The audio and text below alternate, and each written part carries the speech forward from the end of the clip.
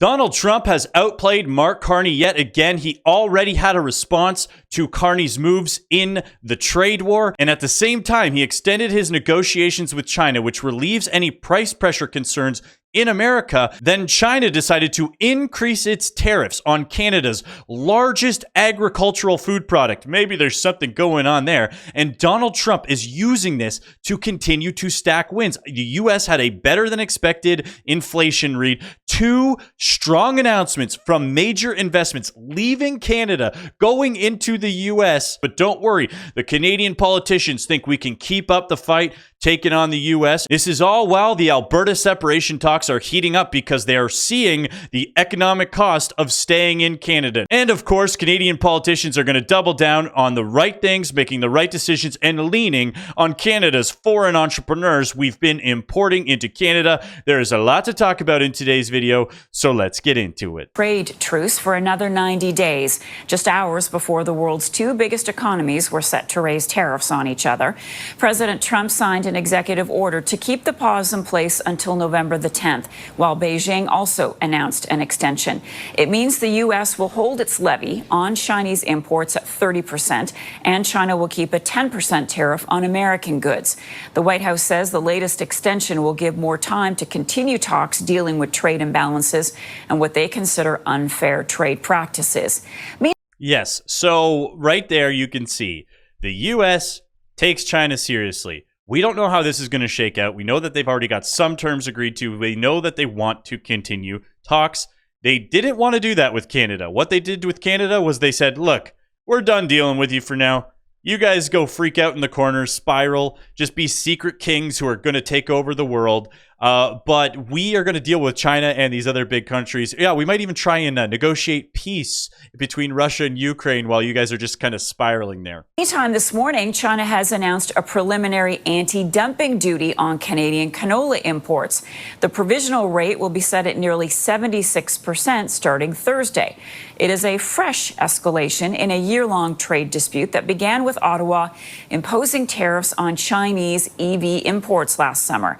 China is the world's biggest importer of canola and sources nearly all of its supplies of the product from Canada. To help us understand what this means, I want to bring in CTV's Colton Prail in Ottawa. So before we get into what he says, yes, that is Canada's largest agricultural product that Canada exports. Okay, it is responsible for almost up to 200,000 jobs, it's estimated. Just the export industry of canola. And as I've done more research into this, a lot of experts are saying that 75.8% is such a prohibitive tariff that China actually will try and find other ways and supply and get access to this from other countries that are not Canada. This could be horrific for the Canadian economy. Good morning, Colton. So let's start with these new anti-dumping laws. What does this mean for Canada and what's behind this? Yeah, really significant impact, Marcia, to canola farmers. This is an industry that's about 40,000 farmers.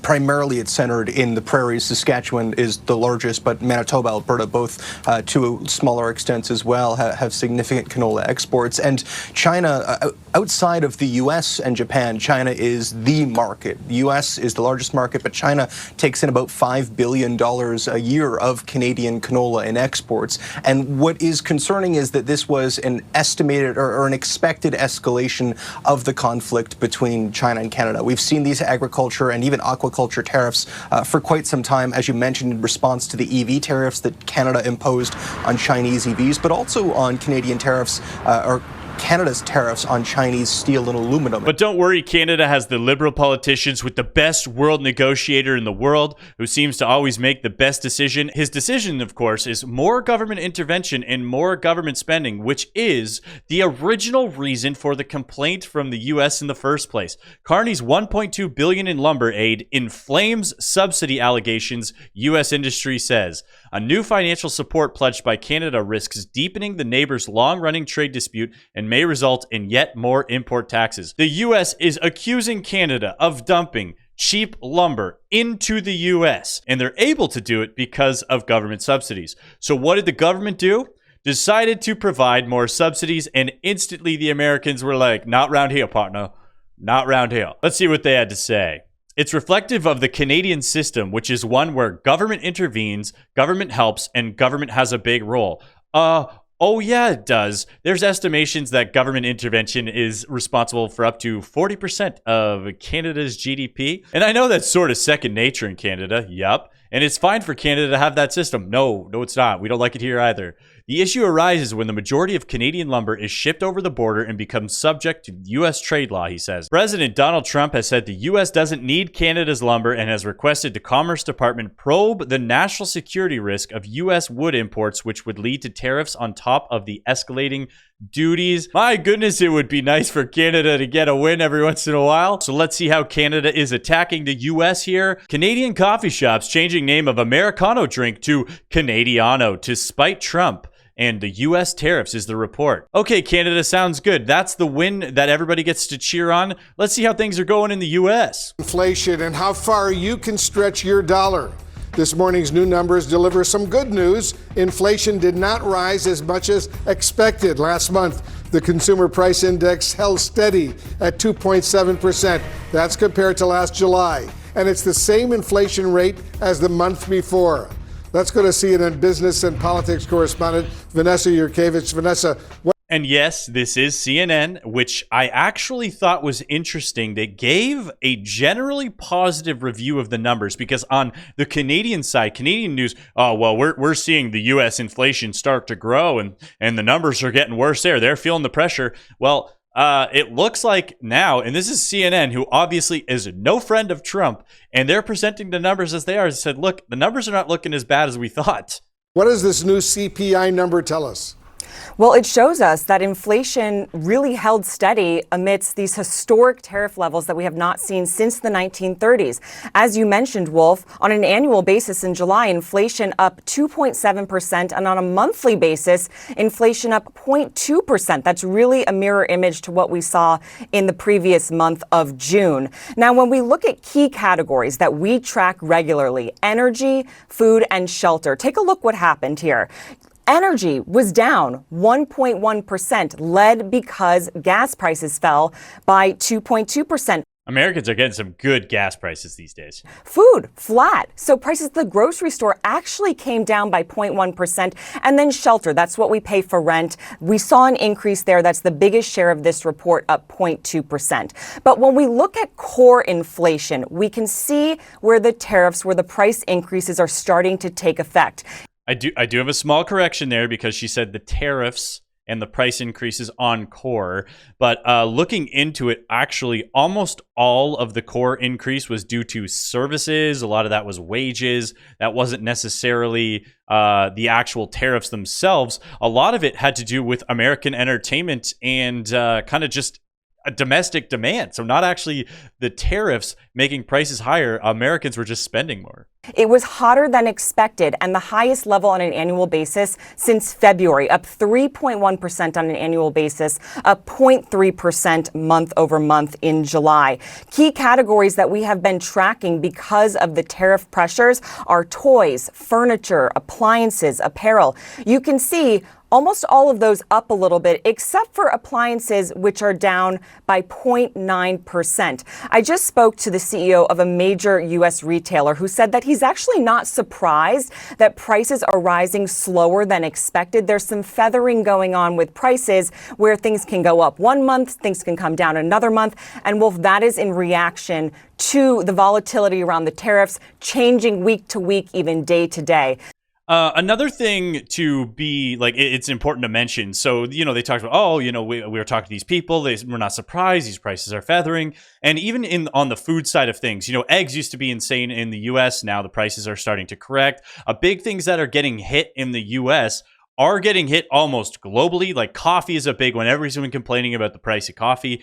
That's just something that's going up. It doesn't matter where you are. It's happening in Canada. It's happening everywhere. Another one is beef. Beef is a big one because both Canada and the US are almost at historic lows as far as herd size. So both countries are actually looking for beef imports at the same time. And all of that to remember is when the inflation number goes down, that means it's going up slower, not the overall pricing comes down on most things. But don't worry, as Americans are avoiding the price pressure, Canadian politicians are continuing to double down on calling Trump names and wanting to take on the US. Have you liked the video yet? We're trying to get these videos out in front of more people. We're trying to help grow the channel. If you like what we talk about, feel free to subscribe. Love to have you on board. Let's get back to it. Ontario's premier attended an event in Windsor this morning, taking the opportunity to talk about his stance on the Trump administration's tariffs policy.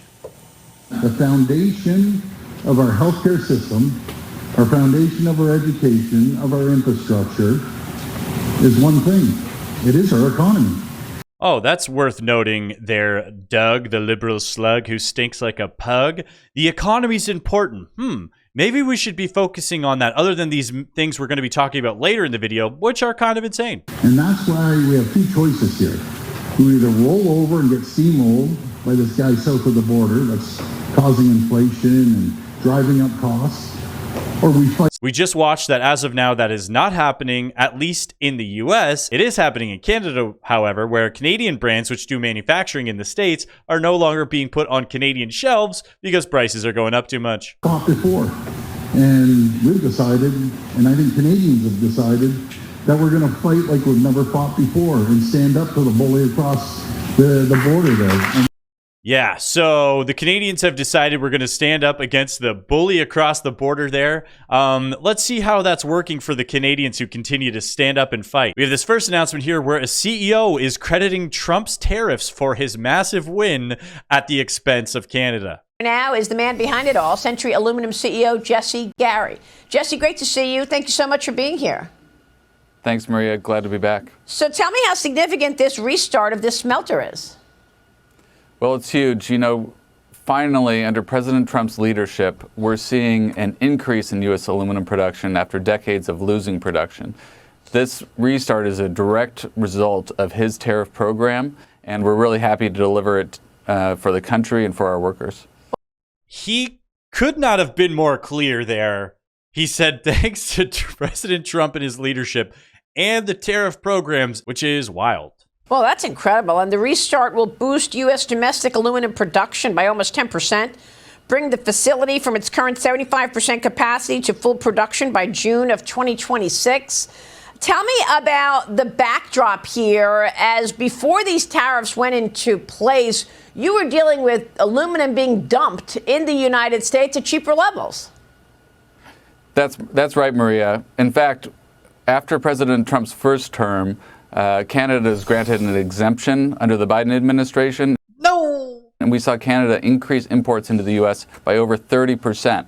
This had a direct impact on U.S. production, with 2 U.S. smelters shutting over this time period. Now that President Trump is back in office, we've been able to make this investment. We've also been able to announce we're going to build the first new aluminum smelter to be built in the U.S. in 50 years, which will add another 1,000 jobs, over 6,000 jobs during construction. So, at the expense of Canada, all of this demand is now being moved down to the U.S., where they are getting all of this development, where they are opening the first new smelter in the U.S. in the last 50 years. Again, we are still in the early changes of these tariffs. We are still in a giant economic shift. It's going to be hard to know where the chips are actually going to fall with all of this going on. However, that is a major announcement of real investments for real companies that are going to be providing real jobs in the U.S. due to Trump and his administration's tariffs. And we can clearly see a shift in investor sentiment, especially when we have another huge win for the U.S. at the direct expense of Canada. The title of this video is Rockwell Automation announces major shift from Canada to the U.S. Are racing to America, and Rockwell Automation is playing a part. The company planning a $2 billion investment over the next 5 years to improve facilities and productivity. The company also recently expanded production of autonomous mobile robots at the company's headquarters in Milwaukee, Wisconsin. The Auto brand robots are currently made in Canada. Those new bots will roll out by November. Joining me now is the CEO of Rockwell Automation, Blake Morat. Blake, great to have you this morning. Thank you so much.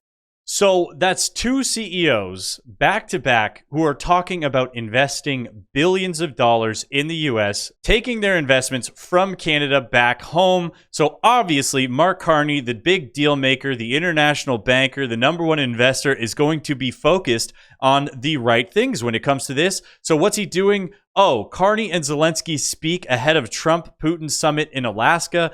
Yes, now is the time for Carney to insert himself in the negotiations between Ukraine, Russia, that the U.S. is facilitating. I actually think it's good that Mark Carney not only stay distracted, but also try and get Canada into the mix when we don't have a million domestic problems. Thank you, Mark Carney. Maybe that's why Alberta still wants to leave, so the media has to continue to run propaganda pieces like this. They say something hilarious in here. Live look over Calgary this morning as Alberta awaits a court ruling on a proposed separatism referendum question. Last night, a campaign to keep the province in Canada held a blitz of events. CTV's Mason DePatie is standing by with War for us this morning. So Mason, tell us all about this effort.